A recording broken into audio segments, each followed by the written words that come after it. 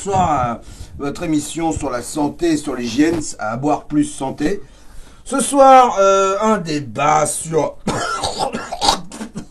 sur la grippe aviaire qui agite quand même notre société et qui inquiète tout le monde. Je reçois ce soir Jean-Michel Kerasco, représentant du gouvernement, pour nous dire que la grippe aviaire est dangereuse. Je ne suis pas expert, on va dire, ni docteur, ni immunologue.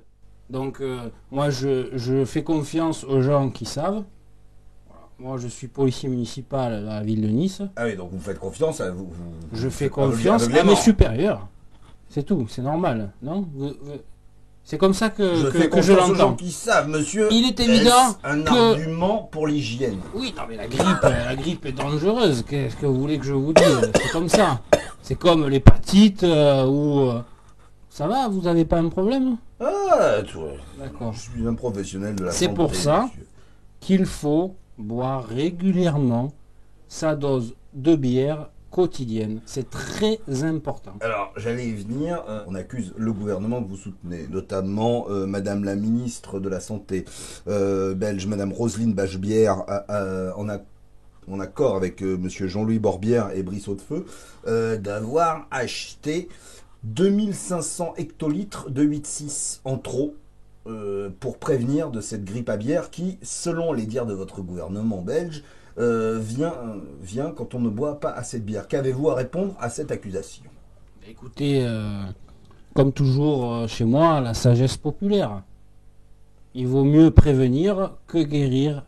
Vaut mieux trop que pas assez. Oui, vous me répondez le principe de précaution, mais en même temps, monsieur, je vous réponds crise économique. Crise économique, ces vaccins, vous les avez achetés à Sanofi à 22, et tout le monde sait très bien que Sanofi a en alliance avec Cronenbourg et les entreprises Pasqua Ricard fabriquent des vaccins et que ça leur est lucratif.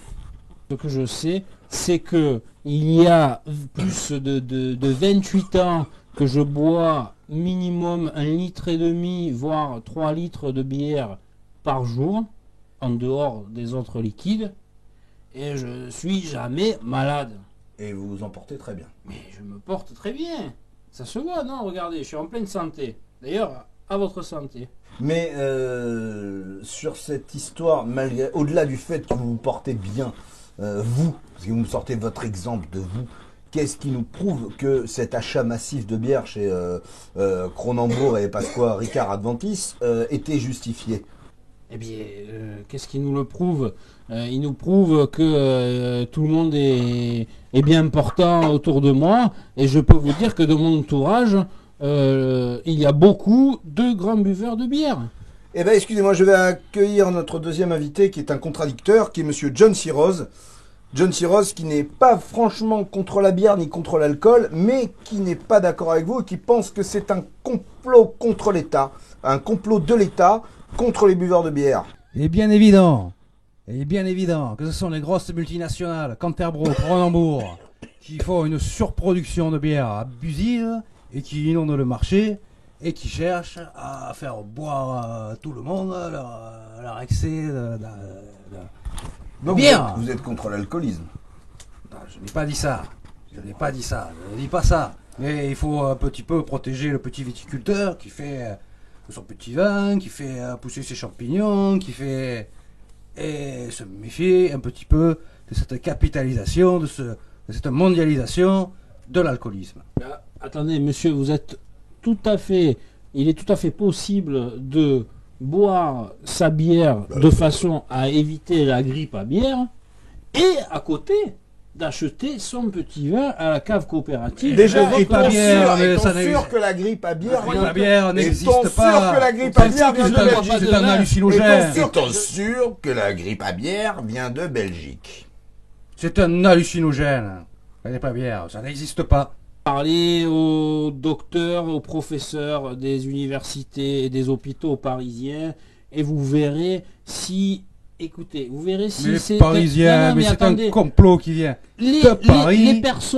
personnes les plus touchées sont les nouveau-nés et les personnes très âgées. Deux parties de la population qui ne boivent pas. ou presque plus pour les personnes âgées. Quand je dis âgées, très âgées. Hein. Bon, alors, Bon, et c'est elles qui sont victimes de la grippe, c'est elles qui en meurent. À ceux comme monsieur qui pensent que c'est un complot qui nous vient des États-Unis. Mais écoutez, monsieur, moi je suis policier municipal et je bois de la bière car je fais confiance au gouvernement. Écoutez, je ne buvais pas de bière avant. Je suis de bonne composition. Je buvais du Ricard, du vin en mangeant, du Ricard, du vin en mangeant et d'autres choses. Mais c'est vrai que je n'étais pas fan de bière. Bon, eh bien, il faut s'adapter. En temps d'épidémie, il faut que tout le monde se mobilise. Mais il faut dénoncer la capitalisation et le monopole qu'essaie de faire Cronterbro et Cronenbourg, et avec, par l'intermédiaire de la ministre Bachebière, sur la consommation d'alcool. Si jamais cette crise était falsifiée, à qui pourrions-nous refiler tous ces stocks de bière, notamment Cronenbourg? Toutes les collectivités, toutes les mairies, tous les services affiliés aux mairies, qui sont grands, vous le savez aussi bien que moi, des très grands consommateurs de bière et d'alcool en général. Oui, mais vous êtes policier Imaginez FBI les économies municipal, donc vous parlez quelque part dans votre intérêt quand vous dites ça, parce que peut-être qu'on pourrait imaginer que la police voudrait récupérer tous ces stocks de bière pour les consommer éventuellement. Écoutez, c'est une option, mais s'il faut les donner à des personnes malades, je pense que tous les policiers seront heureux de le faire et iront acheter leur propre pack à l'épicerie comme nous le faisons d'habitude. Mais c'est un hallucinogène. Donnons aux policiers, faisons une expérience sociale. Donnons aux policiers le vin des petits producteurs. Moi, je suis prêt à participer à une émission de télé-réalité et à boire que de la bière. Et puis on verra bien si je suis malade ou... Je rejoins notre invité sur ce point. Il faut boire du vin. Tous les anciens vous le diront. Il n'y a pas de problème. Ce que je veux dire, c'est que pour ça qu'en France, on n'est pas malade. Votre traitement. Ça vient bien de Belgique, cette maladie. Un petit litre de bière par jour, ça vous évitera tous les problèmes liés à l'hiver, au virus, etc. Je vais faire rentrer un célèbre scientifique espagnol pour être impartial. Bien, bonsoir. Impartial. Qu'est-ce qui se passe? La transmission de bière d'une personne à une autre peut produire une montée de fièvre. La montée de fièvre produit la soif. La soif produit l'envie de boire à nouveau de la bière et obligatoirement nous entrons dans un cercle vicieux qui ne nous permet plus d'en sortir. Donc, ou nous actuons directement au niveau du virus, ou nous ne pourrons plus sortir de ces cercles vicieux. Et alors, ce sont des données scientifiques. Enfin, en tout cas, moi, monsieur, j'aimerais bien voir vos références, un petit peu savoir de quelle université vous sortez. De l'université de Cali. De Cali. Vous parlez d'oiseaux et que je ne vois pas du tout le rapport avec Nous avons travaillé durant plus de 5 ans sur les oiseaux migrateurs. Que s'est-il passé? Nous nous sommes aperçus qu'au moment d'atterrir, cet oiseau qui avait tendance à perdre ses canettes de bière et répandre la bière. Cette répansion de bière, a permis aux scientifiques que nous sommes de nous rendre compte qu'un péril menaçait la Terre, car cette grippe ne va pas s'arrêter là. Elle ne va pas s'arrêter là, monsieur. Que recommandez-vous alors contre cette grippe comme traitement, monsieur de la Cuenca?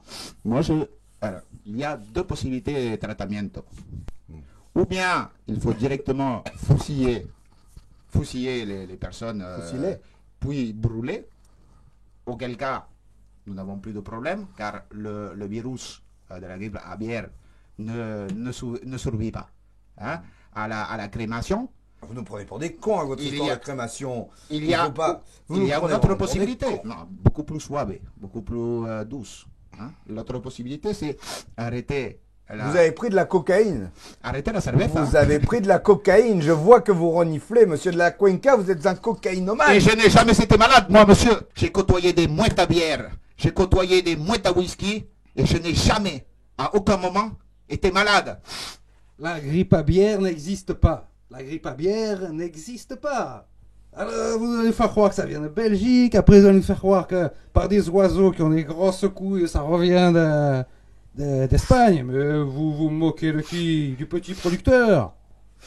Donc la grippe à bière existe ou n'existe pas. Nous n'aurons pas trouvé la solution ce soir. C'est la conclusion de notre émission.